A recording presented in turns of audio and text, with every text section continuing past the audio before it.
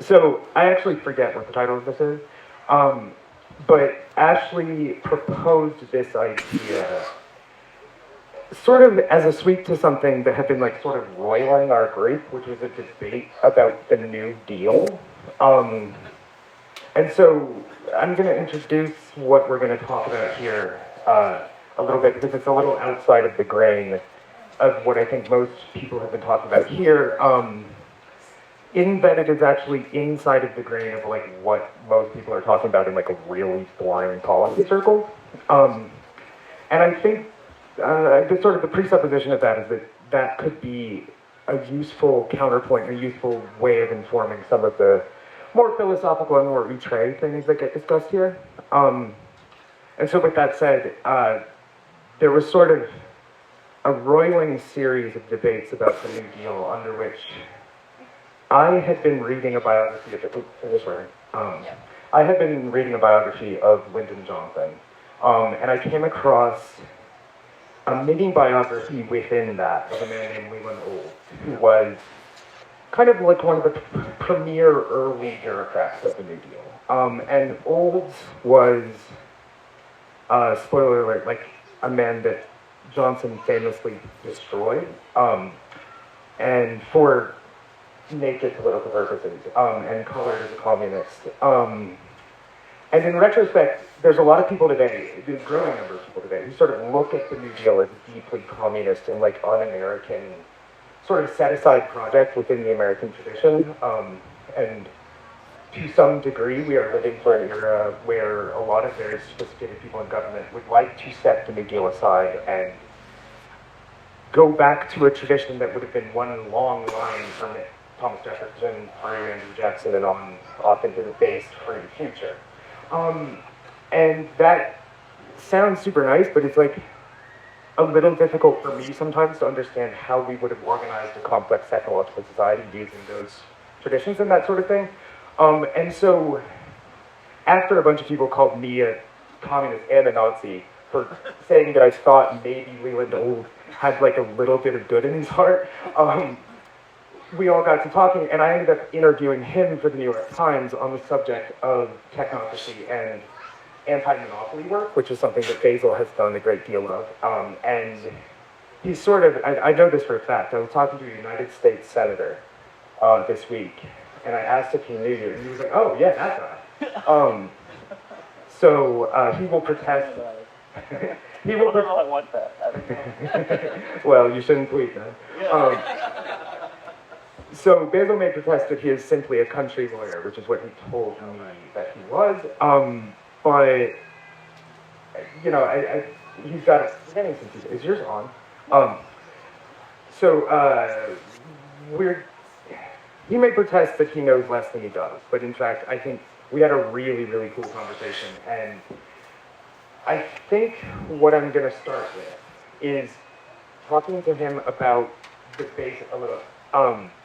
the basic functioning of regulation in our society, and how, you know, I think a lot of people in here are very comfortable with saying like they don't like the regulatory state, and a lot of people in here are probably pretty comfortable with the idea that like regulation is what made big ag so bad, stuff like that. Basel has a counterpoint on some of that, to some of it, and I think it's sort of interesting to explore like the positive sides of the regulation and how it all works. And so with that long spiel, I'm going to kick it to him and ask him to introduce himself.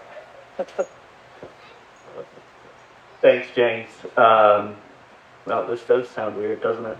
Well, I just want to say thank you for having me, and thanks for that introduction. I'm really excited about this discussion. I think what part of what we'll talk about is that I do think that regulation, you know, can be very bad and has been very bad, and there are lots of problems with the administrative state. But part of what motivates what I do is that I became a lawyer because I wanted to help communities direct their own development, and communities have power to make their own futures in the way that they want to make it. And what I realized is that working just with local governments and just at the local level often doesn't accomplish that because there are concentrations of power in other parts of the country that hem in what communities can do. We no longer have a society like we did in the 1940s and 1950s, where every community has capital sources and every community has business and every community has control over the commerce that goes on in it. A lot of that is now controlled by corporations headquartered far away. And because of that, it's very hard for communities to control their own development. And so that's how I got into this anti-monopoly work.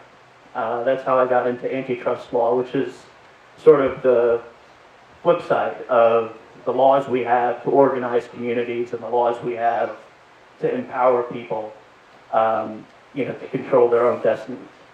And in that vein, what I do every day is I do two things. I represent farmers, small businesses, and local governments in regulatory advocacy to help push state governments and the federal government to enforce the antitrust laws against the concentrated corporate power that strangles opportunity in this country. And on the other hand, I do litigation. I bring cases on behalf of the same groups, small farmers, small businesses, local governments, against monopolists and against unscrupulous businesses that are impeding opportunity, that are raising prices, and that are controlling people in ways that our laws are not supposed to allow them to do so. So that's what I do, and I hope that I have something to offer. But at the end of the day, I am just a country lawyer. So Where are you a country? I'm from Paris, Texas. So it's the second largest parish in the world. It's a big deal, don't get me wrong. We have our own Eiffel Tower, all right? I'm not a fancy DC lawyer who knows the ins and outs of everything. I'm just a guy who thinks that we can do better in this country. And I'm glad to be here. Thanks. So, I told you I was going to ask one. I gave you the warning of one question, and I'm going to deviate from that for a second. And I'm going to deviate from it just because I wanted to not lose the thread of the New Deal thing as we're setting this up. And so, when I talked about Leland Olds, this was a man who was not a communist, which is relevant for later way. But he was like a pastor and a Christian radical, and someone who was very alienated by the United States in the 1920s. A period similar to ours, where you have a kind of like ferment division, a sense of inequality that is unprecedented in previous American life. And I think you and I would both agree that the 1920s inequality was to some degree the result of the changing of the means of production. In the changing of the basic means of production in the United States, which had previously been agricultural, and which were changing to be industrial. And that allowed for people to concentrate the productive economy, use capital to concentrate the means of production, such as sound like Marxist, and basically they were the ones that got to make the stuff. And the thing that the United States did really well for white people in the vast majority of its early history was basically to evolve the means of production down so you didn't have that socialism. And so you could have equality without doing the government coming in and distributing stuff. And that's why our revolution, to some degree, looks different than the French Revolution. Because we didn't have to go to the castles and tell everybody to take their stuff. And that was cool. I mean, we had to take all the Indian stuff. But the stuff was the land, and we gave that away, and then everybody was pretty cool with it. The 1920s changed that equation. And we have, the 1920s, I should say, was a result of the change in that equation. And you got a lot of people around the world, but particularly here, looking and saying, oh no, we have to do something new, because our equation doesn't work anymore. And so Olds was preoccupied with basically trying to prevent fascism or communism and to find a quote-unquote new order that would fit within the American tradition. And what he basically did was go from being really black-pilled and depressed to finding in the New Deal a way to preserve liberty while also kind of like putting some caps on the guys that got to take all the stuff. And suddenly people were pretty happy. And that was a bit by bit process. And hopefully it's obvious that I'm making a parallel with the changing of means of production now towards a technological society. But so what they did was they heavily managed our environment. Gold was in charge of the Federal Power Commission, and he built like a lot of dams on the St. Lawrence, this sort of thing. And his model for the devolution of, I don't know if it's a mean of production, but devolution of like the actual material stuff that makes your life better and gives you power in the world was to give electricity to rural people. And so he was the guy who basically forced utilities, literally nearly at gunpoint, to bring rural power to the nation. And suddenly you have women who were spending 23 hours a week doing washing, able to do the new stuff. They were freer. And so that equation worked. That was a very American model of devolving freedom out and devolving the ability to do more cool stuff more freely out. And eventually, we as a society, like, largely came to buy that. And so, with that very complicated setup, could we talk first about this sort of world of anti-monopoly that you are very much involved in, so that people can get a kind of sketch of what that scene and world is, and maybe give us a little context of like how that movement's technological focus at this time. Because I think, that's it. Sure, I think so. Yeah, that's a big question. I'm going to try to answer it with a big long answer because you all want to hear me talk, so I'm going to do that. So the makeup of this anti-monopoly movement is the same as the anti-monopoly movement that came up in the 1890s, the populist movement. It's the same makeup as the anti-monopoly movement that toppled the Second Bank of the United States in the early 1800s. And it's made up of farmers, small businesses, local leaders, and small merchants. It's made up of consumers, and it's made up of politicians who see the concentration of power as a threat to our political liberty, and people and policy thinkers as well. And I think that that ties back to the point that you were making about the New Deal and what it was really about. And I think it's easy to simplify and it's easy to sort of brush things aside. There were two sides to the New Deal. One was the side controlled by what's called the planners, and the other was the side controlled by the Brandeisians or the trust busters. The trust busters were more in control after 1936. And what they sought to do was part and parcel of that Jeffersonian tradition in our country going back to the founding of the Republic. They sought to break up concentrations of power that made it so that, as James, you were saying, people didn't have control over the means of production in their own communities. And I can actually read you something that I think you might find sounds really familiar in our context, even though it's from 100 years ago.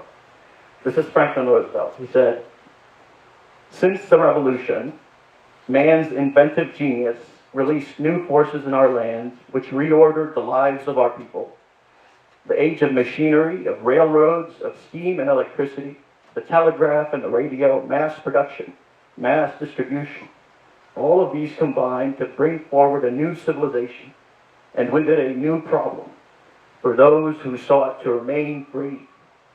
For out of this modern civilization, economic royalists carved new dynasties. New kingdoms were built upon concentration of control over material things through new uses of corporations, banks, and securities, new machinery of industry and agriculture, of labor and capital. all undreamed of by the fathers. The whole structure of modern life was impressed into this royal service. And I think that's sort of what we're dealing with today, and that's where this anti-monopoly movement comes from. We have a tradition in this country of using government as a tool to make sure that power stays distributed, that we don't have kings, that we don't have oligarchs. And it's intention, because if you concentrate power in a bureaucrat, it's a concentration of power anyways. What's the difference between a bureaucrat who's all-powerful and a CEO who's all-powerful, right? But in that tension, we've often found ways to preserve a system of free, independent enterprise, as they used to call it in the 1950s. And that's what, the anti-monopoly movement that's been burgeoning for the last few years is about as well. And the focus is widespread. I think a lot of, there's a big focus on big tech with this anti-monopoly stuff. That's often where people hear about anti-monopoly is, with respect to the power of big tech over our politics and over our communications and so on. But it's actually a lot broader than that. In my work, I focus on the agricultural sector a lot. And so we did, last year we published a 200-page report showing how basically 33 companies control who gets to produce food in this country, how they produce food in this country, what food gets produced, and how much we all have to pay for it, and how it gets distributed. Those are the companies that dominate everything from farm machinery and fertilizer and seeds to meat packing and food processing and so on. And so, I think there's a broad focus, and everywhere we look, pick an industry. And if you look close, you'll find a concentration of power behind the problems that we're seeing in it, or from it. So that's where we are right now. You just the anti-monopolist creed right there.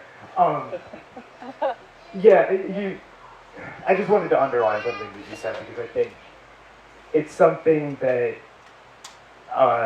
as someone who's done a lot of time in conservative spaces, it's something that people have a lot of sort of difficulty grasping in this country because of a dynamic that developed actually in the post-war period. I don't think this was unclear to people before, but historically, we used the federal government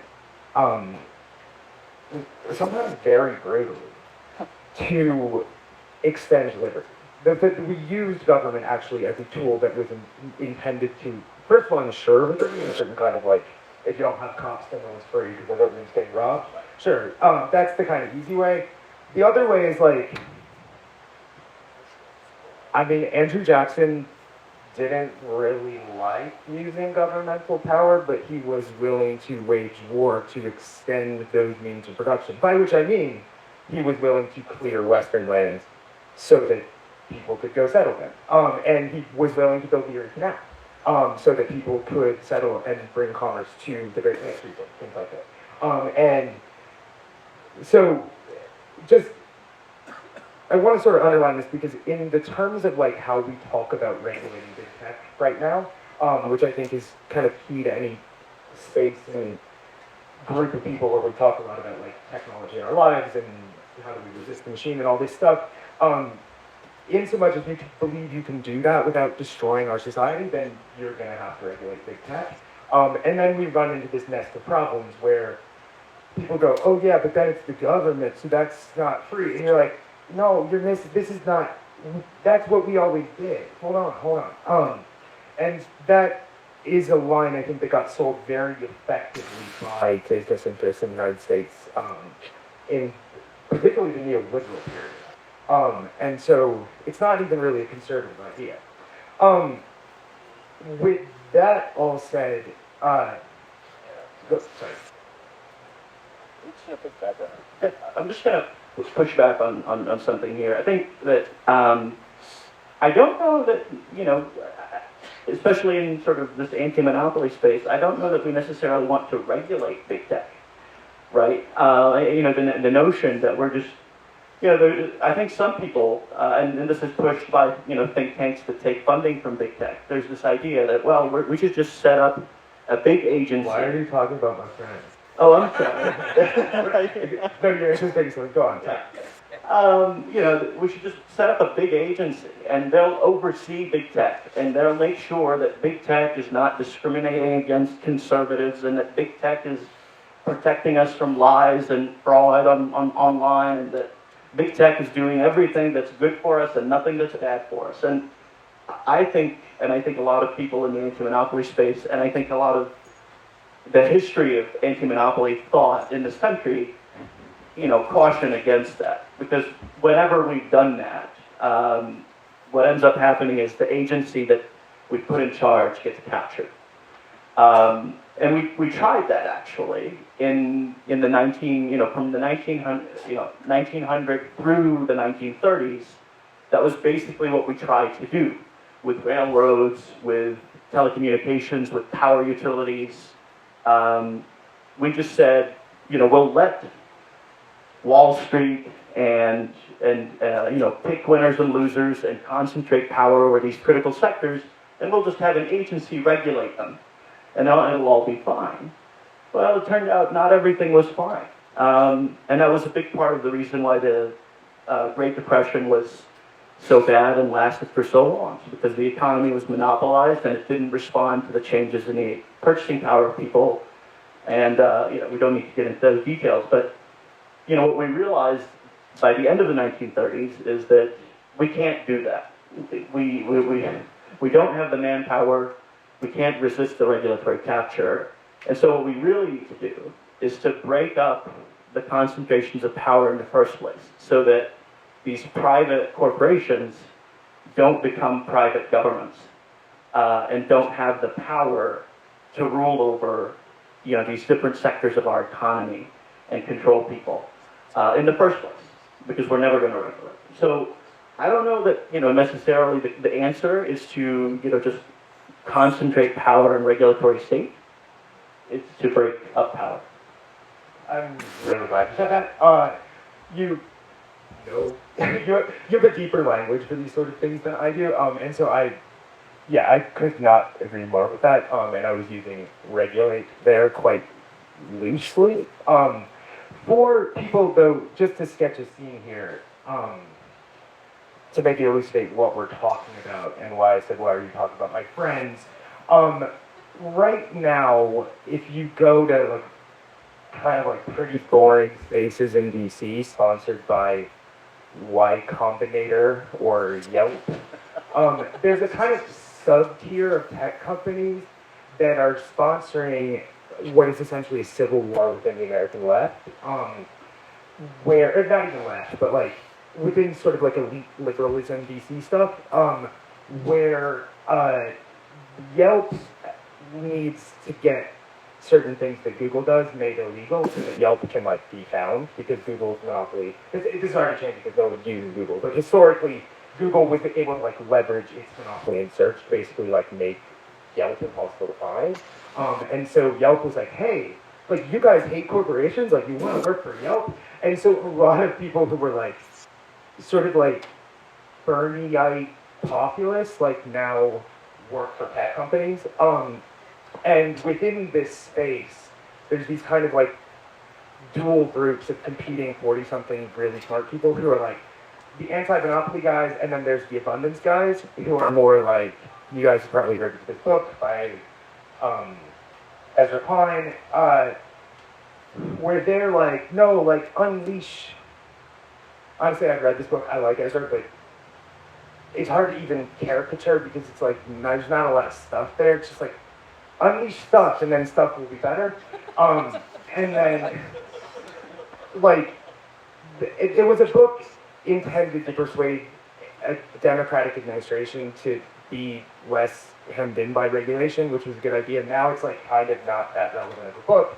But within DC, you have this kind of very narrow frame of what we could possibly do, and a very sort of narrow argument about what kind of stuff in future we could be looking at.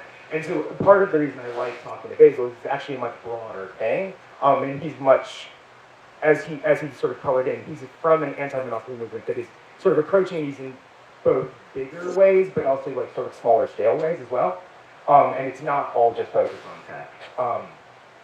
And so with that, I would say that you came to the attention of many people in the American political and media worlds through a lot of stuff I honestly didn't really follow that well at the time, so I'm going to learn something here too, through a hyper-complex elucidation of why eggs got expensive during that period where everyone was like, bad, made the eggs expensive, and then everyone was like, no, it was Trump who made the eggs expensive. And like, he kind of waded in and said why the eggs were expensive. And so, as a way of getting us towards talking about big ag and sort of ag monopoly stuff, can you explain why eggs were expensive? You turned it off. John, it was there. All right, we're back. I think I can. So, the main reason behind, the sort of impetus for high egg prices is the context, which is avian flu. But that's the impetus for why prices went up. It doesn't explain why prices have stayed up and why prices have gone up as much as they have. We've had avian flu outbreaks before. You might not remember them because they weren't as catastrophic on the price side. We had an avian flu situation in 2015 that killed about as many birds in 1 year as the avian flu outbreaks have done since 2022.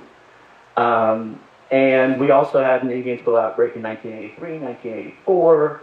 And they used to call them foul plague back in the day. So we've had these things. It's not new. To some extent it's new, and we'll talk about that. But the difference is that in those past avian flu outbreaks, the industry was a lot less concentrated. You used to have hundreds of egg producers, thousands in the 1980s. And all of them were pretty, similarly sized. There were big ones, but there were also mostly medium-sized ones and lots of smaller ones. They all had outlets, into the grocery stores because the grocery stores weren't so big, so they didn't look down on buying eggs from a small supplier. And there were rules that protected that and kept it in place by ensuring fair competition. And the result of that is that when you had avian flu outbreaks, the price would go up immediately. But then, because the price went up, the farmers would swing into action to try to, make as much sales as possible at the high price. So they would, increase production. The increased production would bring the price down. And so pretty quickly, within, 6 months or so, the prices would go back down to normal. And there would be a recovery. That's not happening since 2022. Basically. The industry has been slow walking the recovery of the hen flock from these avian flu outbreaks, and the question is why. I mentioned that in 2015 we had a similar sized outbreak in 1 year, and there was a really fast recovery, and why is there a difference? And I started digging in, and I found out it's not an industry that's truly free anymore. If you're trying to rebuild your flock, you're an egg producer, you're trying to rebuild your flock, you have to get the chicks from a hen breeder because you want them to be, chickens that will, that will lay eggs efficiently and so on. And so you have to go to a hen breeder. We used to have, America was the leader in hen breeding. We invented the hybridization of chickens to produce to create hens that lay eggs faster and better and cheaper in the 1950s, and we used to have many hen breeders. Today we have two main ones, and one of them controls about 60 to 70% of the supply of egg-laying chicks to American egg producers. The other one controls 20 to 30%. And what when you dig into the data, it starts to look like they are throttling the production of chicks in order to make it so that egg producers can't recover as fast, in order so that the price of eggs will stay high, which in turn lets the hen breeders charge more for their chicks, of course. Wait, how do they do that? So we know, for example, that the hen breeders have they on the one hand they've hatched fewer breeder chicks. You know, the chicks that grow to become chickens that then lay eggs that hatch to become producer hens that lay eggs for us to eat. And they've actually, you know, since 2022, you'd expect, you know, competitive hen breeders that want to capture market share and make sales to increase, you know, the number of chicks they're hatching, to grow their breeder hen flocks. But they haven't done that. They've actually throttled back. Another thing they've done is they have, you know, the number of fertilized eggs that they've been laying has gone up. But for some reason, they haven't increased the number of fertilized eggs that are actually placed in incubators and that are actually hatching. And so they're basically wasting eggs on purpose in the middle of a shortage of chicks in order to throttle the supply of chicks to American egg producers. And of course, it redounds to their benefit. Now, the egg producers are not innocent either. And this is where another concentration of power comes into play. I'll try to keep this one short. It's kind of complicated, but basically, one company called Cal-Maine Foods controls 20% of our egg supply. Now, that doesn't sound like a monopoly, but it does give them a lot of power when it's considered in context. Cal-Maine Foods doesn't just produce 20% of our eggs. Cal-Maine Foods also has its own breeder flock, which it gets from the biggest hen breeder, the one with 70% market share there.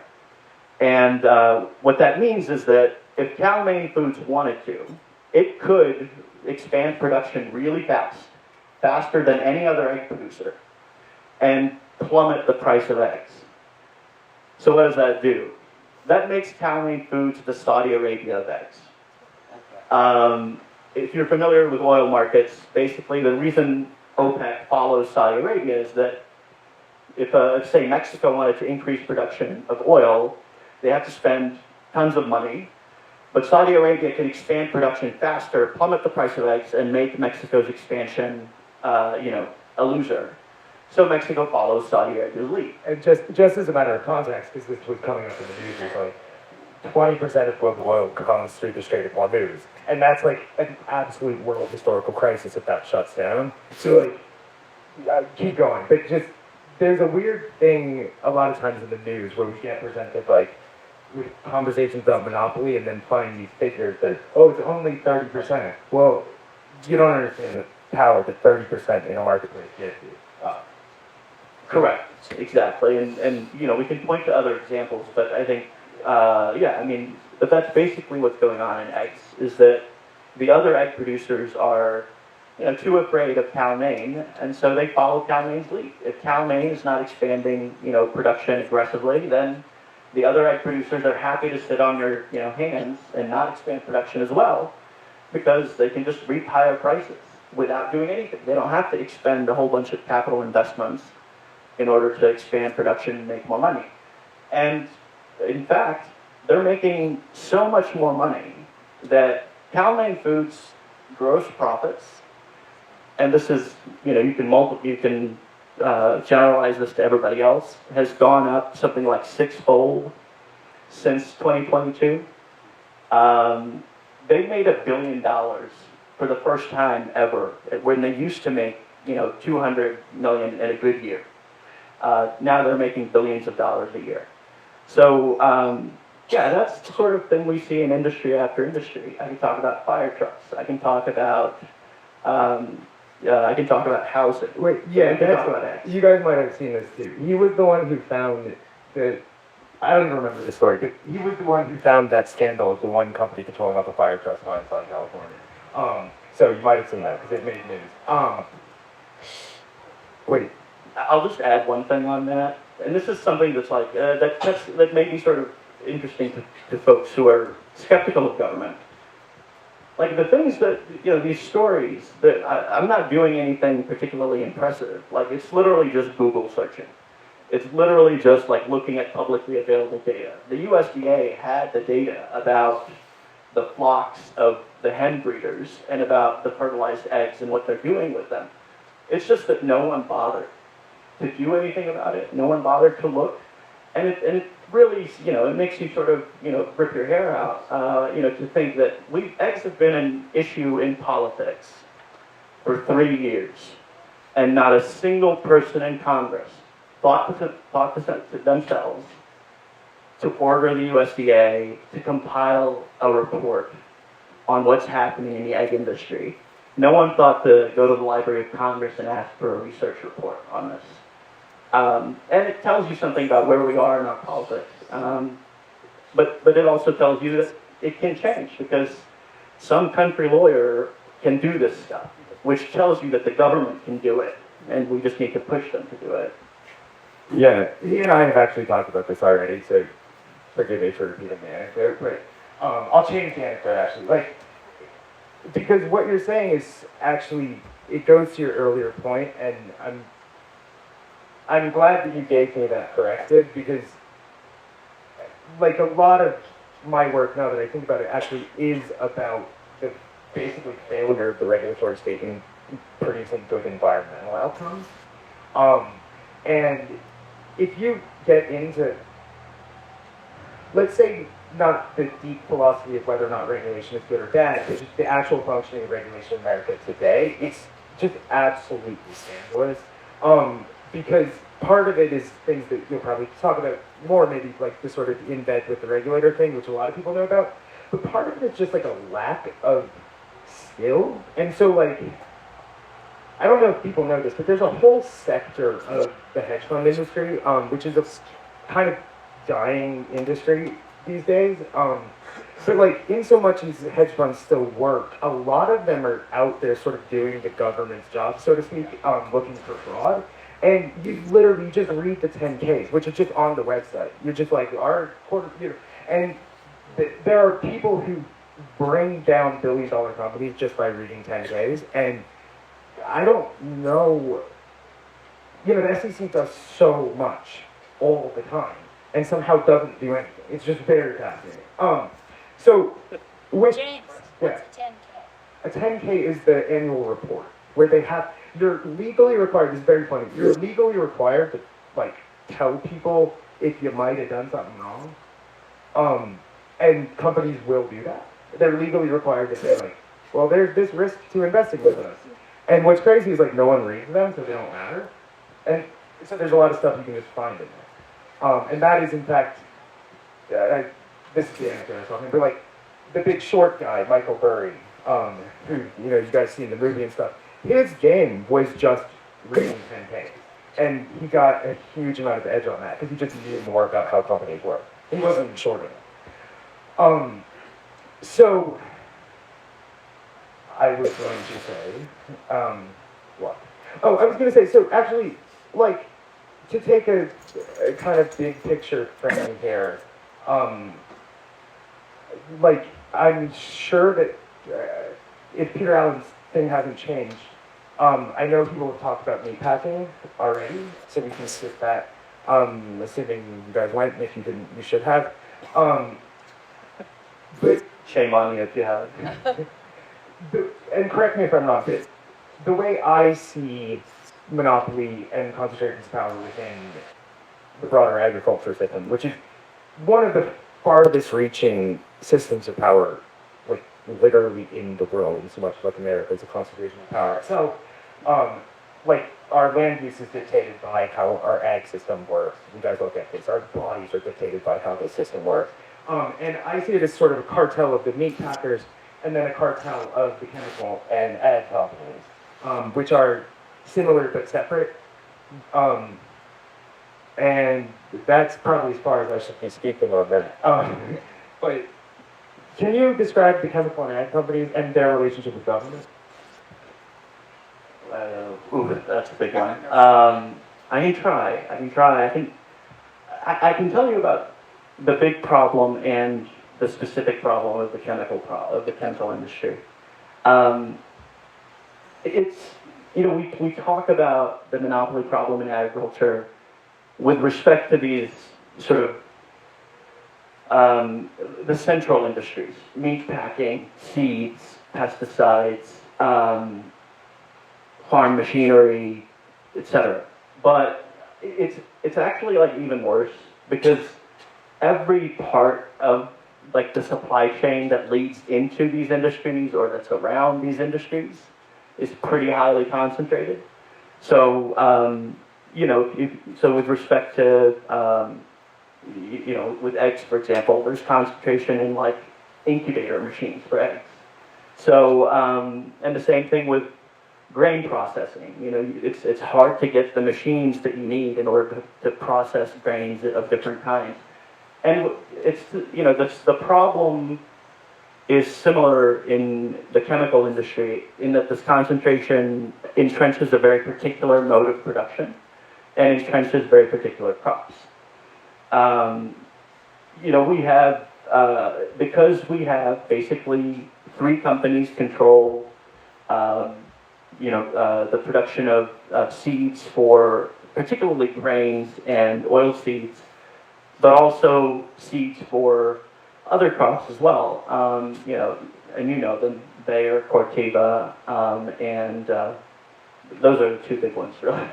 The other two don't matter as much.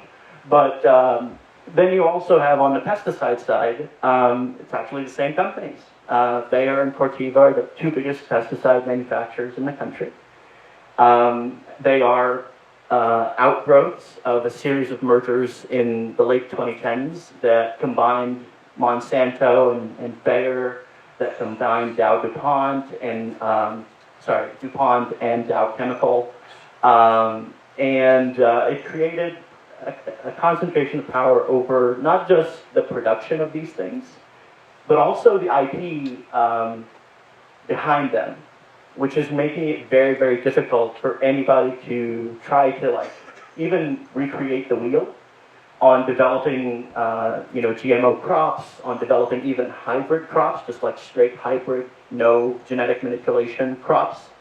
And it's also making it difficult for upstarts to develop new pesticides that address problems like resistance among pests and address problems like the runoff and all of that. So you can see that I think a good example of this is there are small seed development companies, and because of the control over IP, they have to license a bunch of stuff from Bayer and Corteva. And the way Bayer and Corteva structure their licenses makes those small seed developers uncompetitive on price and uncompetitive on the quality of their products. And so it's really hard to break out of this, the very specific production paths that they've set us on.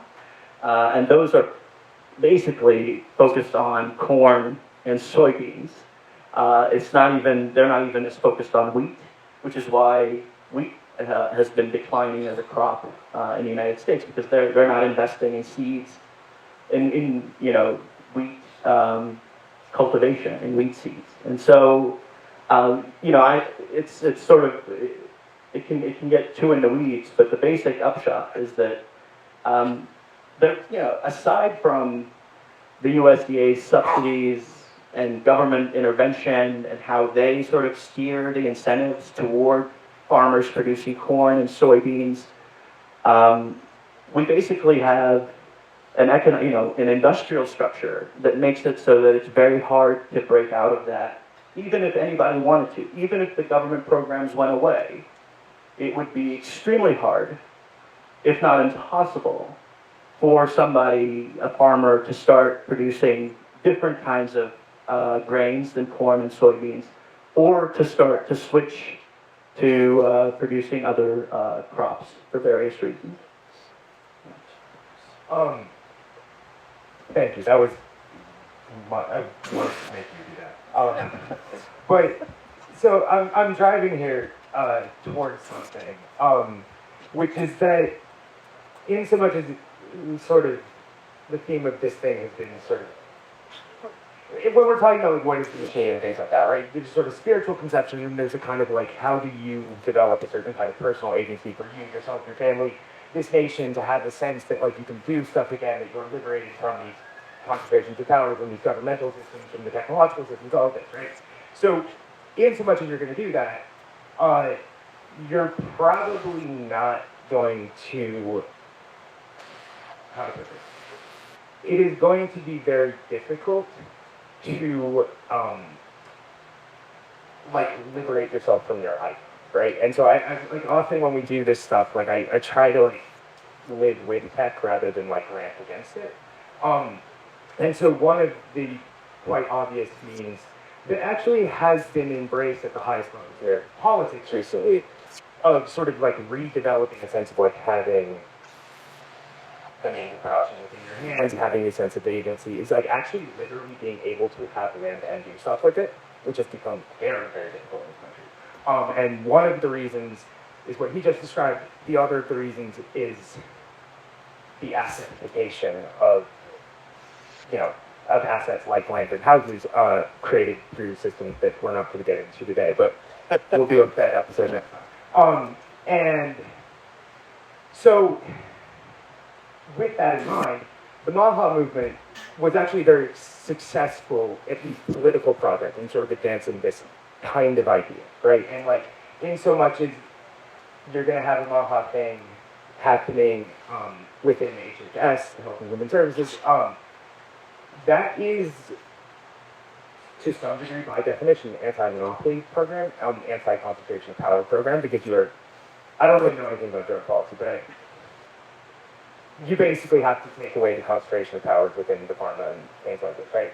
Within ag, there was a possibility, a very real possibility, that Congressman named Thomas Massey was going to be named ag secretary. And he floated, he vetted people, there was a shadow staff in place, and then through means that I don't 100% have the backstory on, but you know, people applied letters, and instead a big ag ally named Rick Rollins got the job.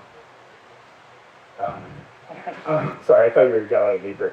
I'm yelling at her.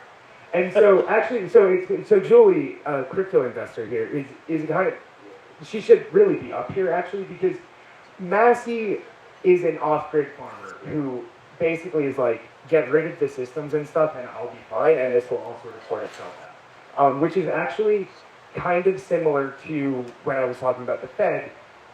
There's a wing of like developing agency and resisting the machine and whatnot that is just crypto solve this, right? And if you could just figure out how to make that secure, private, all that, you would just take away the power of the banks and the Fed and stuff, and we wouldn't have to. If we could just everybody have 25 acres, like, and then we just do our thing. Ecologically speaking, in the East, that's entirely possible. You can feed a family up 25 acres in the Eastern United States, no problem. People did it a lot. Realistically, though,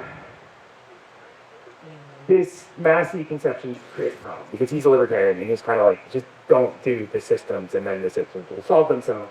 That is not going to work because you're still going to have these companies. And that's part of it. The other thing with that, and I wrestle with this, is that in the kind of idealized American program,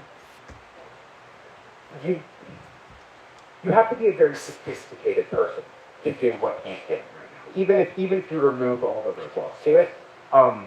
And I'm enough of an egalitarian to think that that's like not a very fair thing to ask people. And so then, though, you have this kind of thing on the Democratic side, and I posed this to a Democratic congresswoman once.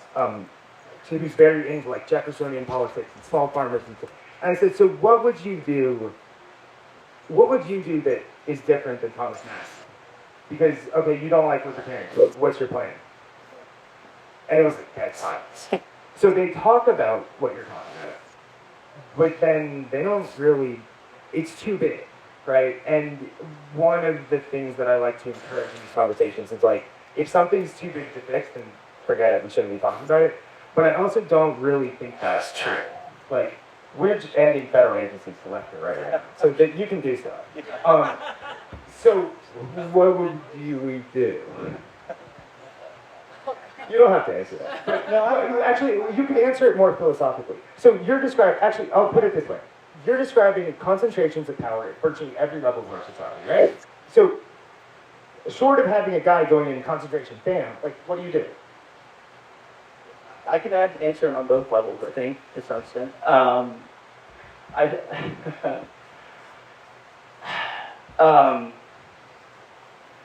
Where should I start this? You know, I'll start this answer on the general side and work to the specific side. I think the my problem with libertarians like Thomas Massey is what you said, is that they think the government is the one that has the power. And in some ways, I think libertarians, and I like libertarians, I have many libertarian friends, so don't take this the wrong way, but, but I think they tend to think of government as this free-floating thing that like does things. And I think if you read folks like the folks that, our founding fathers read, Montesquieu, they would say, no, government is actually, and law is an expression of the relationship between the different constituents of the body politic that's being governed. And so if the government is doing something, if it's imposing, if it's imposing servitude on certain people, then that's a big part of that is a reflection of what is, the underlying relationship between who is being held in servitude and who is being, allowed to live out, allowed to have their freedom. And you can talk about that in the context of slavery in the olden days, but you can also talk about it in the context of whose freedom is the government promoting and whose freedom is the government hemming in or not defending.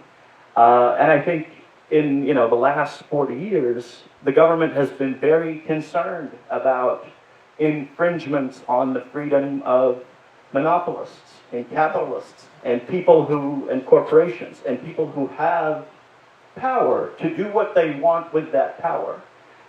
And we've conflated that with the idea of, removing governmental impositions on the freedom of the public at large.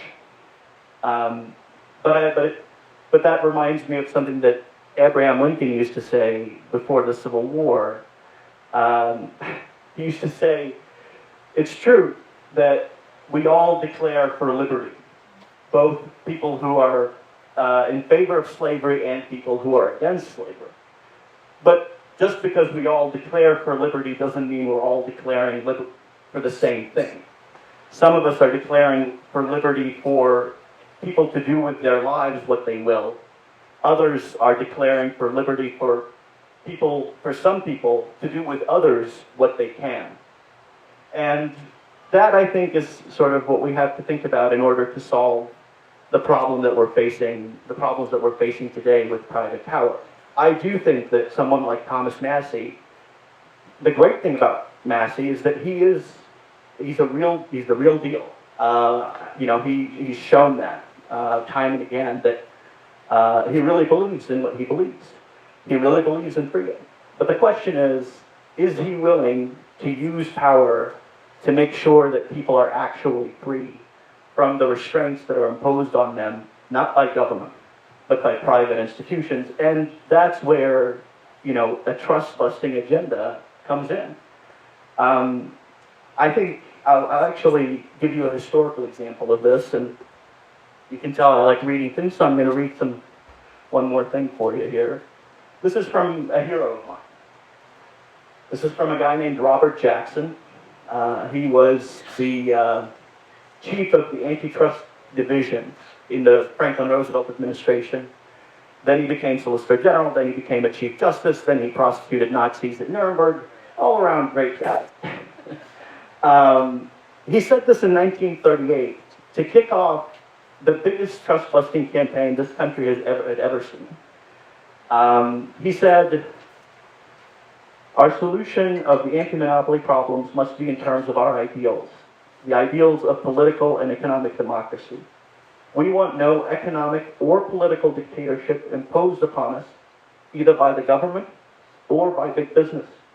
We want no system of detailed regulation of prices by the government, nor price fixing by private interests. We do not want bureaucracy or regimentation of any kind, but we will prefer governmental to private bureaucracy and regimentation if we have to make such a choice. We cannot permit private corporations to become private governments. We must keep our economic system under the control of the people who live by and under it. In the words of the president, we must find practical controls over blind economic forces and blindly selfish men. That speech, that speech kicked off, as I said, the greatest trust-busting campaign this country had ever seen. Hundreds, if not thousands, of cases were brought in the next decade. Antitrust cases, monopolization cases, restraint of trade cases, against companies all across the economy.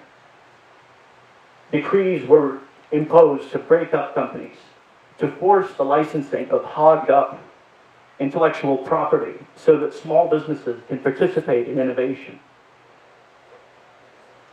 Rules were imposed so that small businesses can compete on the merits, and so that the big players can't concentrate decision-making and choose winners and losers in the market based on their own self-interest. And by the end of it, by the end of that 10 years, the results spoke for themselves. We went from having 5 fertilizer companies to having dozens of fertilizer companies. We went from having a handful of meat packers to having dozens of meat packers. We went from having a single company called the ANP, basically being the Walmart of the 1920s and 1930s, to restoring the vibrancy of thousands of small and regional grocers. We went from having a de facto monopoly, a single company in control of farm machinery, to once again having hundreds of manufacturers of farm equipment and farm tractors. And the effect on prices, by the way, was not anything to sneeze at. For the next 30 years, between 1940 and 1960, the use of fertilizer, the use of modern seeds, the use of machinery skyrocketed. But the prices didn't. The prices stayed the same in inflation-adjusted dollars. They stayed the same. Imagine that happening today. We can't even, with demand steady for eggs, demand has not gone up, we can't even keep the price of eggs under control. Same thing across the agricultural sector. But that's what we can do. And I think it's not a question of how do you fix it, because I think the solution is available. And our history tells us about it. And you can read, like I said, we wrote 200 pages about this stuff. If we wanted to bust the trusts, to break monopolies, to restore economic liberty, we could. We just need to have politicians with the will to do that, and we need to also, have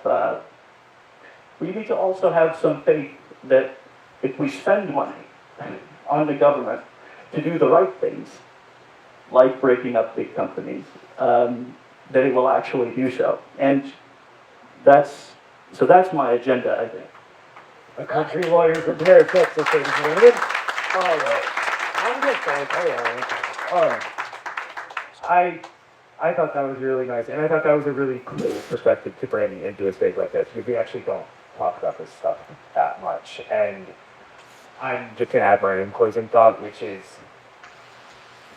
like him or loathe him, we are entering into a new order, ushered by, not by Donald Trump, but perhaps signified by Donald Trump. And that is happening. Like, a lot of stuff you think couldn't happen is gonna happen. Because the stuff that was, the stuff that worked, is not working anymore. And so, I know I bang this drum sometimes in talks here, but, like, if you're stuck in a frame of believing that we can't do big stuff, then I think you're simply just sort of not reading how the system is working at this time. And to the point of this panel and to your point, like, we are discovering a new vision of how state and freedom interact actually in the, like there's not a lot of very freedom-loving people are applying a lot of state power at this time in the federal government, and so we're already sort of seeing it transfer. And so I think a lot of things that we thought were not going to be possible are going to be possible. And thank you so much. Dave's got the look from Banjo. No, and we have wagon box attendees in the federal government doing this stuff now. Show yourself. They can't be here because they're doing that. Basel and James, thank you so much. Awesome talk. So, we are back on schedule. We're going to give you about 45 minutes or so. Q&A is probably just going to be off mic. We do have about 45 minutes just to try to keep that in our schedule. Keynote is going to be at 6:15. Can we do Q&A on mic if people want to stay and you guys want to stay? That's up to you guys. Okay. So like now, they're done talking. I'll give the mic back just to get my announcement in because I got to go for my bar back duty. And I know people are going to be drinking beer, and last time it was like 7 people at 10 times. So I can do that. 6:15 keynote here with Paul, Kings North, and Leighton Woodhouse. Dinner's on schedule for 7:30. It might be more like 7:40, but it'll be good. And Taco Bar, I believe. And Carl, was it? Yeah, well, no, did we say we already did? Yeah, so I'll give this mic over to Ashley. I'm going to head up to the bar. So this talk is over unless you want to because you know it could be heard more easily. So you guys After dinner, we're doing open mic night singing too. So if you guys want to stay for questions, they're going to stay for 10, 15 minutes. If you want to stay for questions, Yeah, stay, but you're not, we won't hold it against you. So I definitely agree that there's changes, and a willingness to make big changes. But one area that it seems like is totally off limits still in with the current powers that be is just like a reticence around disrupting anything related to corporate interests, right? And so I'm curious, is the power actually there? Or maybe the question isn't, is the power there, but is the will there to disrupt those corporate interests? I'll speak to that because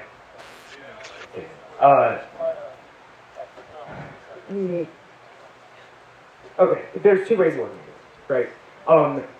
There's ways that I guess you could call more like the Democrat way that is a much more visible.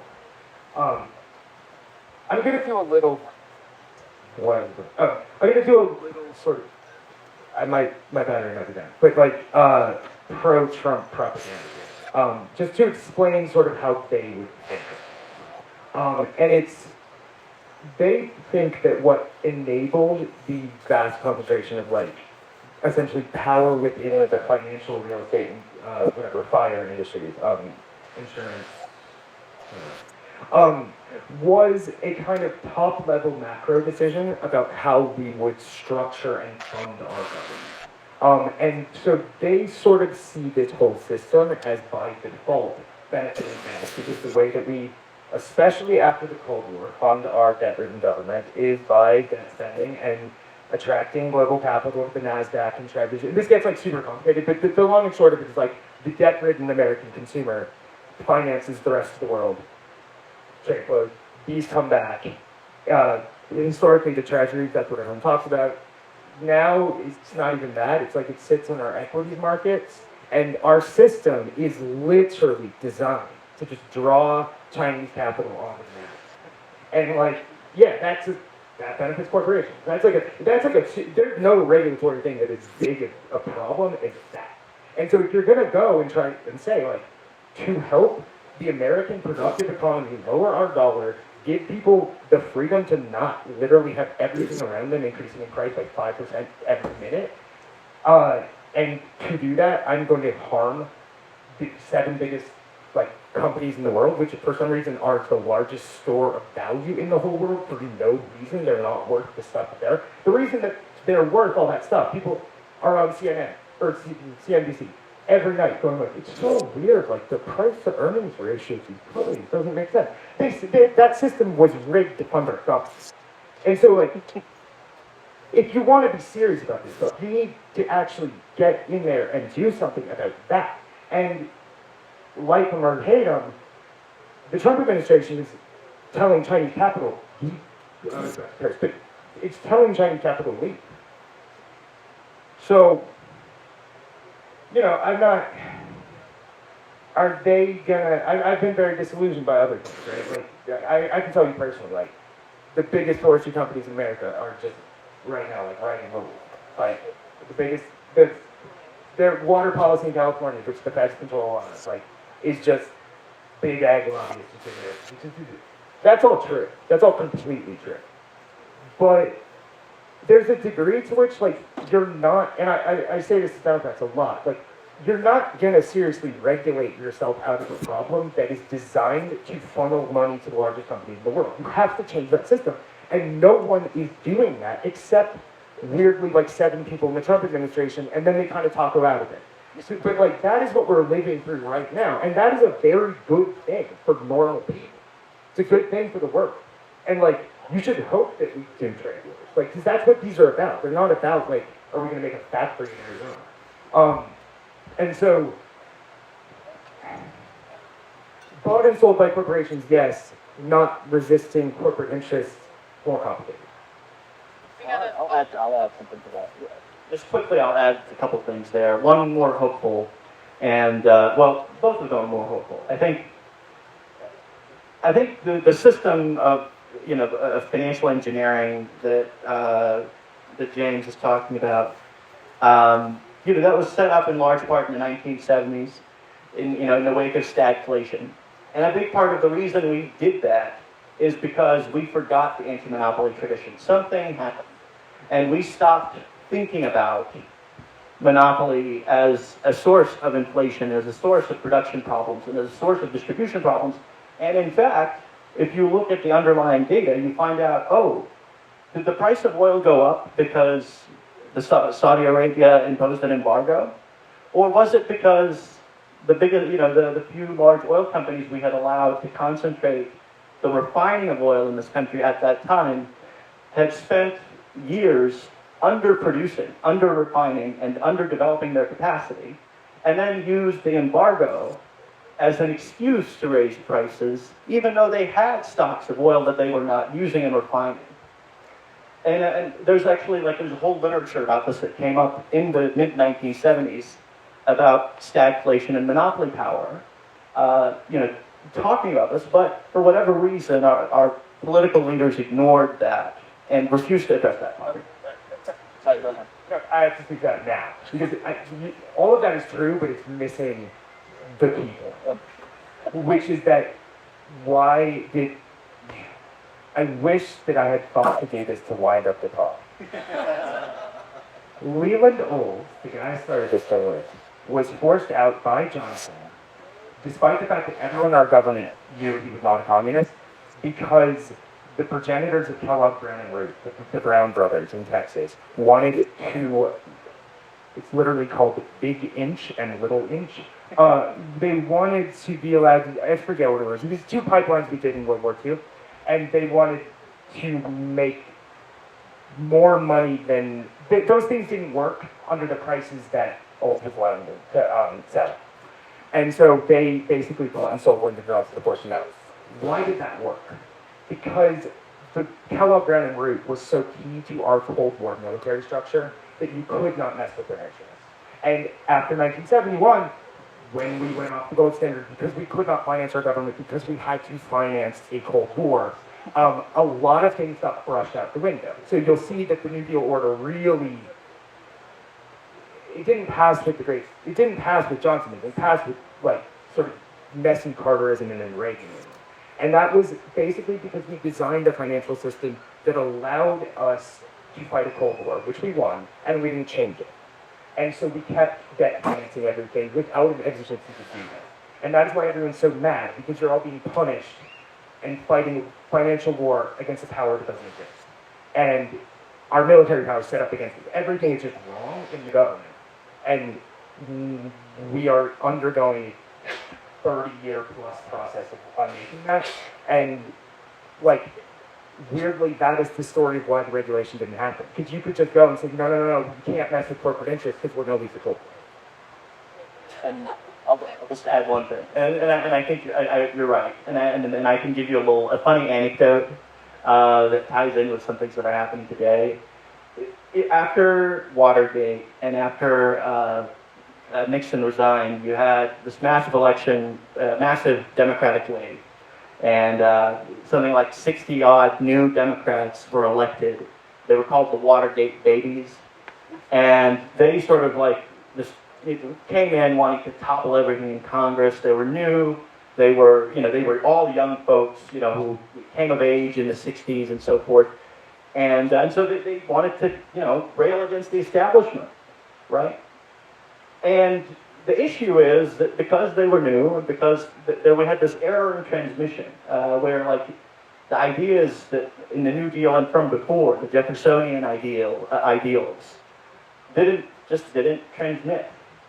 And so the banks and like bank lobbying groups organized these like welcome presentations and conferences for members of Congress, and they told them that they told them, and that they have to like take steps in order to prove that they are that they are serious and that they are actually making changes in Congress, and so they voted to change the committee system and strip old chairs of their chairmanship of committees. And the biggest target was a guy named Robert Patman. Is anybody familiar with Robert Patman? Yeah, he represented my town. He was a congressman from Texas for 25 years or so.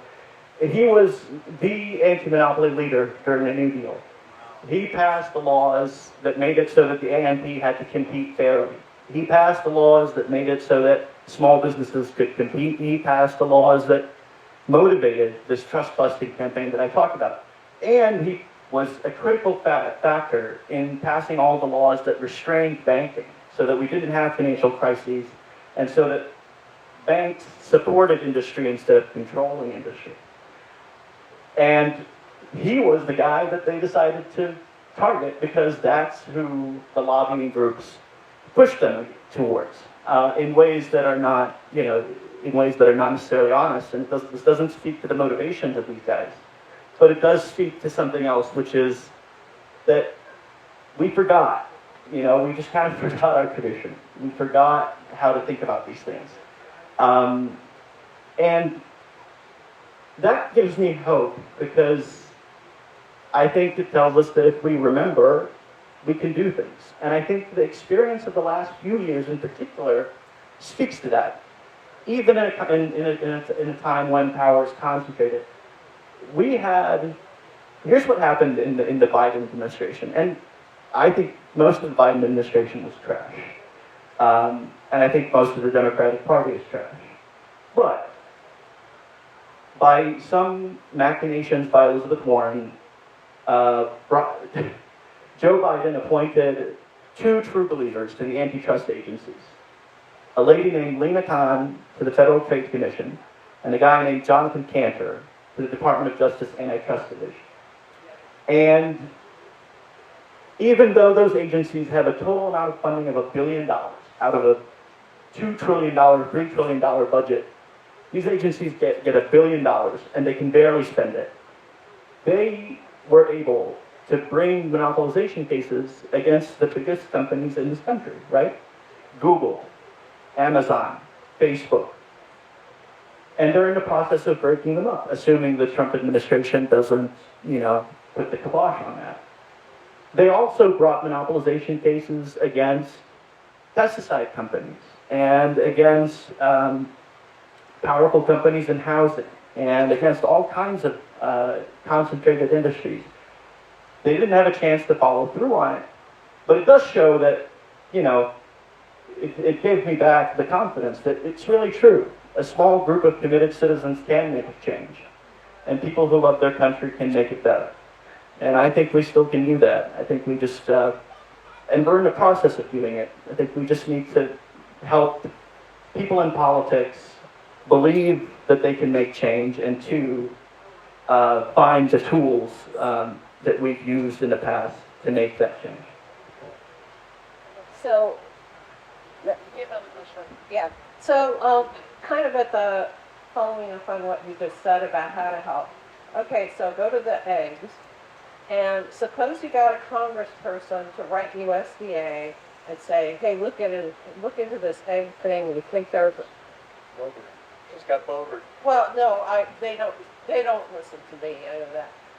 So you guys, you know, sent them a letter, so this congressperson or senator sends USDA and says, you know, we think there's a problem there. Well, now, what would I mean, doesn't DOJ have to prioritize eggs? And how does USDA they can't tell DOJ what to do. So what are all the pressure points that we citizens could exert? Just in the interest of getting as many people as possible, like, quick answers. I will do that too. We're both doing Sorry. No, I like it. I'm better.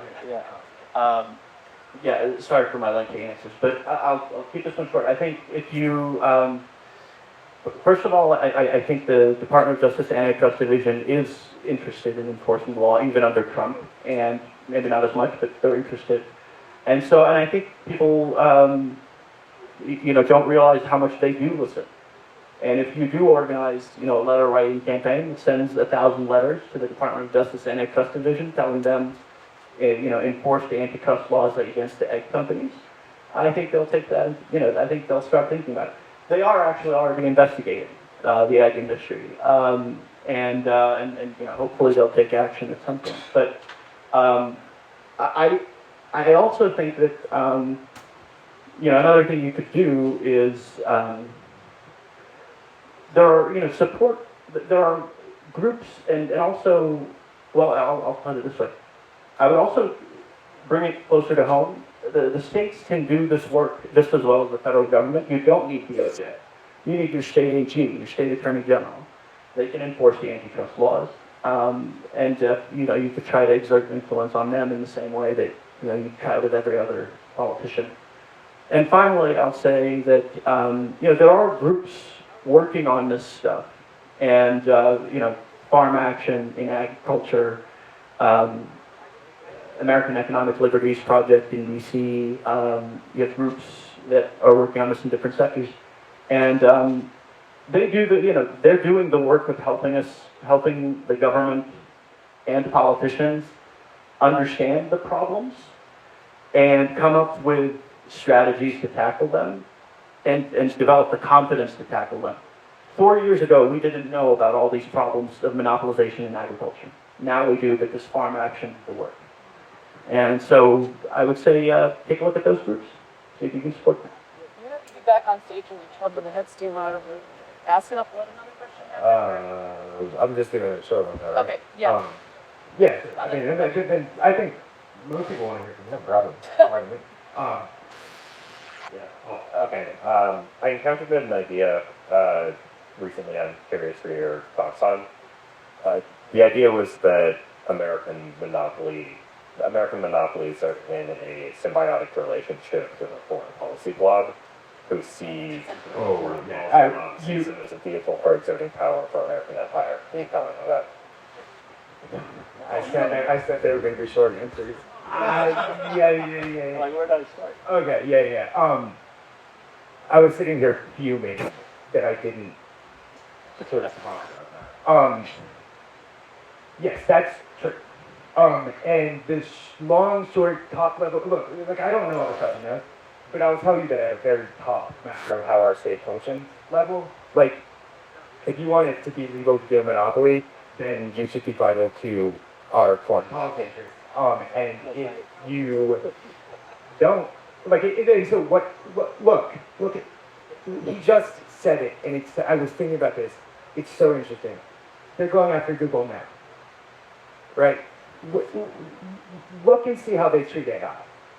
Look and see how that works, because that's not going to happen, because that is vital to our national security. Google is like a drag on our productivity nationally. It's just like a bunch of nonsense in your face. It's easy to target, right? Yeah, and the classic example was 93 Clinton sits him down, the defense contractors. Oh yeah.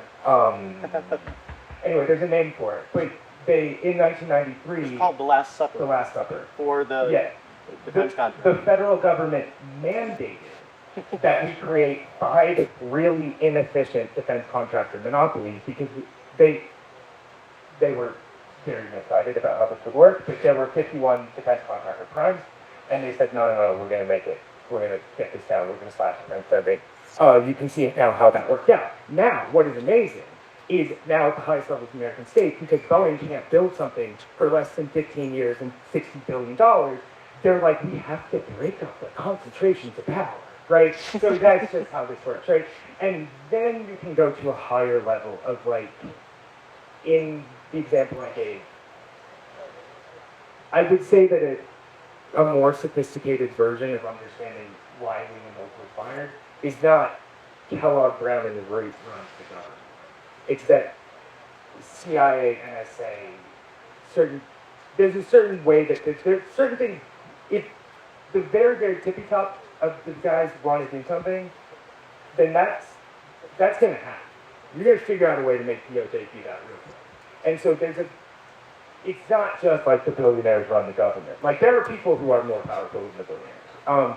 And that's just true. And that's not conspiracy theory, that's not blah, blah, blah. That's just how this thing has worked since we made it CIA. And it's not the CIA, but it created a security structure that now is how we do our job. Your dog is stealing your wallet. You